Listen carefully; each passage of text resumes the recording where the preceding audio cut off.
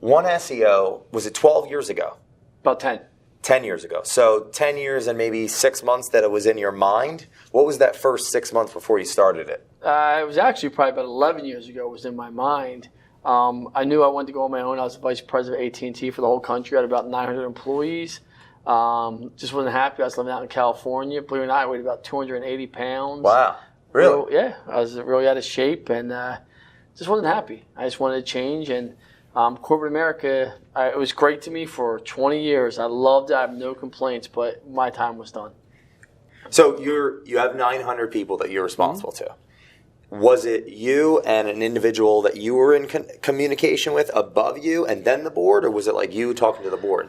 No, so it was, we started YellowPages.com at the hotel conference room, and then we grew it to about $159 million. As it kept growing, AT&T and Bell South merged. So I actually reported directly to Ray Wilkins, if you know who that is. Okay, yeah. And the CEO of AT&T, Randall So there was a Stevenson. merger right before you about decided. 18 months in.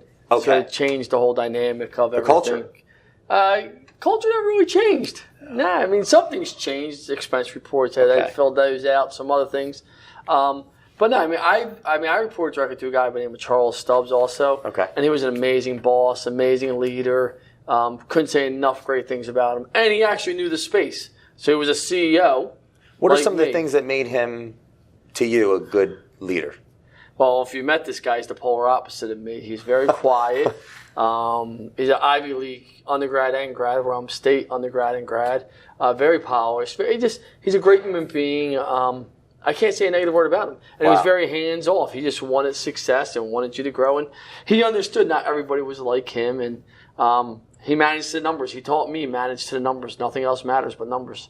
I mean, it sounds great, everything else, but when you're building a company, you're running a company, when you're in charge of that company, the only thing matters is numbers, because you won't have a company without numbers. Yeah, and so when it comes back to the mentors that you had in your life, was he one of the top 5 mentors?